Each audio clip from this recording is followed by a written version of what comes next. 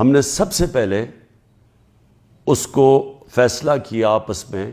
کہ ہم یہ پبلک نہیں، ابھی اس کے اوپر بات نہیں کریں گے، کیونکہ OIC کی کانفرنس تھی پاکستان میں 22 اور 23 مارچ کو، تو سائفر آ چکا تھا 6 مارچ کا. ہم نے اس کانفرنس کی وجہ سے ہم چپ کر کے بیٹھے رہے کہ کیونکہ باہر سے منسٹر آ رہے ہیں اور شور میں جاتا ہے اس کا، تو ہم نے کہا ملک کو نقصان پہنچے گا.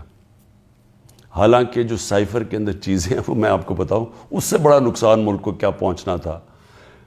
کہ پوری سازش ہوئی گورنمنٹ گرانے کی، رجیم چینج کی. 27 تاریخ کو میں نے جلسے میں جو ایک کاپی لہرائی وہ سائفر نہیں تھا، جو سائفر کے اندر پیغام تھا، تو وہ میں نے بتایا. اور میں نے تب بھی محتاط رہا، میں نے یہ نہیں بتایا کہ میں نے کہا یہ بڑا سینسٹیو ہے، میں نے لکھ کے بتایا کہ میں صرف کوئی غلط بات نہ کہہ دوں، کیونکہ انٹرنیشنل ریلیشنز ہیں، ہماری دوسرے ملکوں کے ساتھ تعلقات ہیں، وہ نہ خراب ہو جائیں. اس کے بعد میں نے کیبنٹ میں رکھا، کیبنٹ کے سارے ممبرز کو بتایا گیا کہ یہ سائفر آیا ہے، اور یہ سمجھ لیں کہ یہ کتنی بڑی اس ملک سے، میں سمجھتا ہوں کہ یہ کتنی بڑی ملک کی توہین ہوئی کہ ایک باہر کا ایک آفیشل وہ پاکستان کے ایمبیسڈر کو کہہ رہا ہے کہ اپنے پرائم منسٹر کو اگر تم نے نہ ہٹایا، ووٹ آف نو کانفیڈنس، جو پھر سے میں یاد کرا دوں کہ ابھی آئی نہیں تھی، تو پاکستان کے لیے مشکلات ہوں گی، اور اگر اس کو ہٹا دیا تو سب کچھ معاف ہو جائے گا. یہ تھا سائفر میں. اور جو ایمبیسڈر تھے، پھر سے میں آپ کو بتا دوں، اسد مجید، انہوں نے لکھا اس میں کہ میرے خیال میں تمہیں اس کے امریکہ کے خلاف ان کو پروٹیسٹ کرنا چاہیے، ڈیمارش کرنا چاہیے کہ یہ کبھی اس طرح کی زبان استعمال نہیں ہوتی، ایسی دھمکی نہیں دی جاتی. میں پہلے کیبنٹ میں رکھتا ہوں، پھر 28 مارچ کو نیشنل سیکیورٹی کاؤنسل میں رکھتا ہوں، اور وہ نیشنل سیکیورٹی کاؤنسل میں سارے سروس چیف ہوتے ہیں. جنرل باجوہ تھے وہاں، ایئر چیف تھے ادھر، نیوی کے چیف تھے، جوائنٹ چیف آف سٹاف تھے، ہمارے ساری کیبنٹ کے سینئر ممبرز تھے، فورن آفس کے سیکرٹری بیٹھے ہوئے تھے. اور اس میں کیا فیصلہ ہوتا ہے کہ ہمیں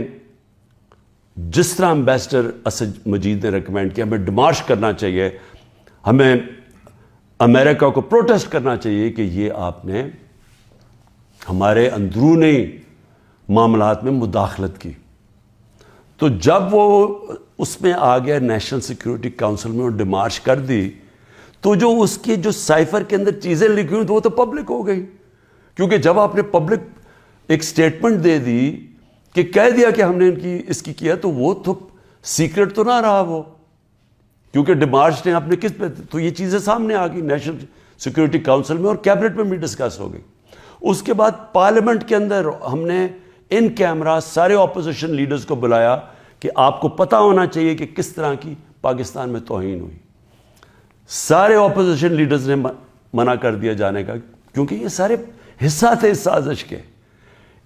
میں کوشش کر رہا ہوں کہ سارے ملک کو بتاؤ کہ قوم کی کتنی توہین ہوئی ہے، یہ منع کر دیتے ہیں. پھر پارلیمنٹ سے جو اسپیکر ہوتے ہیں وہ چیف جسٹس آف پاکستان کو بھیجتے ہیں، اور میں بھی انہیں کہتا ہوں کہ اس کے اوپر انکوائری کریں کہ یہ جو مداخلت ہوئی ہے اس کے اندر پتہ تو چلے کہ یہ ہوا کیا، کتنی بڑی سازش ہوئی ہے کہ سٹی گورنمنٹ کے اوپر، الیکٹڈ پرائم منسٹر کے اوپر دھمکی ملتی ہے، اور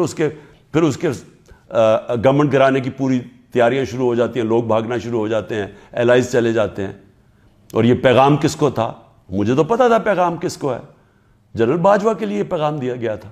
کیونکہ اسی کے پاس پاور تھی نا گورنمنٹ گرانے کی، باقی تو کوئی پرائم منسٹر کو نہیں ہٹا سکتا تھا. تو اس کے بعد جب یہ، اور پھر کیبنٹ کے اندر ہم نے اس کو ڈی کلاسیفائی بھی کر دیا. تو مجھے ابھی تک یہ نہیں سمجھ آ رہی کہ ایف آئی اے چاہتی کیا ہے،